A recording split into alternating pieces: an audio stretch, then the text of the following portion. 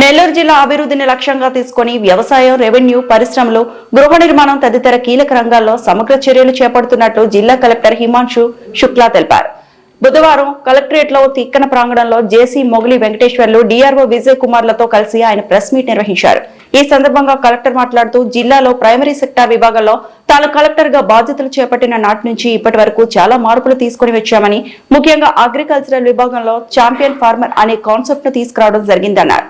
ఈ విషయం రాష్ట్ర ముఖ్యమంత్రి దృష్టికి తీసుకువెళ్లి రాష్ట్ర స్థాయిలో అమలు చేసే విధంగా జరిగిందన్నారు.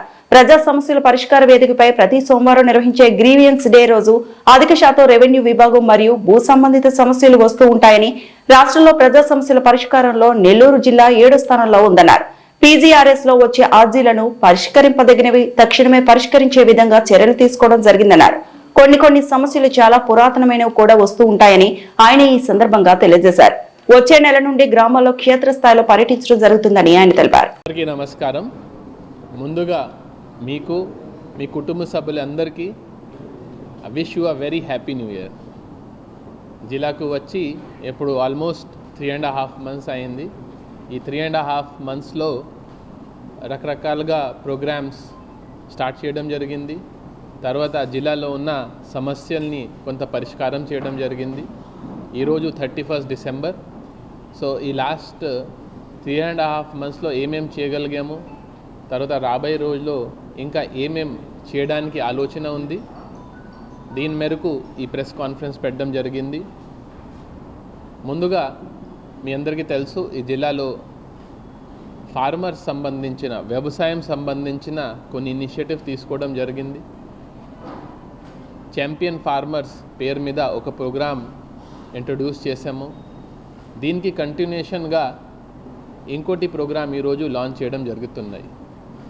మీ అందరికీ తెలుసు, ఇప్పుడు గవర్నమెంట్ తరపున మన అగ్రికల్చర్ సైంటిస్ట్ చాలామంది అపాయింట్ చేయడం జరిగింది.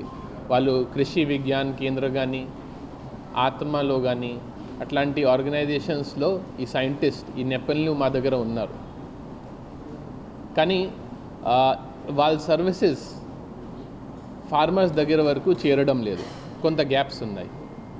సో ఒక వినూత్నమైన ఆలోచనతో ఇప్పుడు జిల్లాలో ఒక కాల్ సెంటర్ పెడుతున్నాము.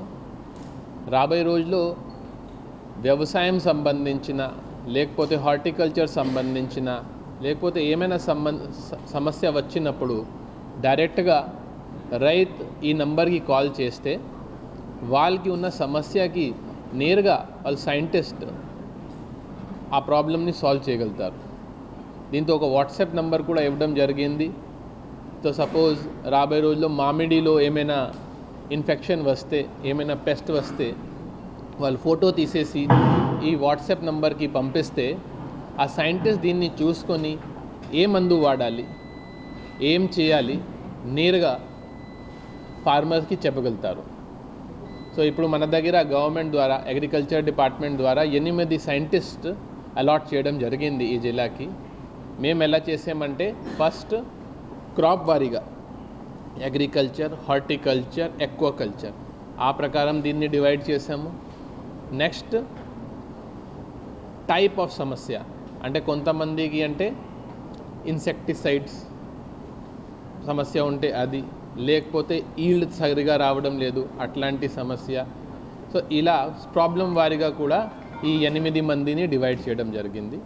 సో అగ్రికల్చర్ డిపార్ట్మెంట్ అంటే ప్రైమరీ సెక్టర్, సో ఎప్పుడు మన అగ్రికల్చర్ కాకుండా ప్రైమరీ సెక్టర్ లాగా అడ్రస్ చేస్తున్నాము.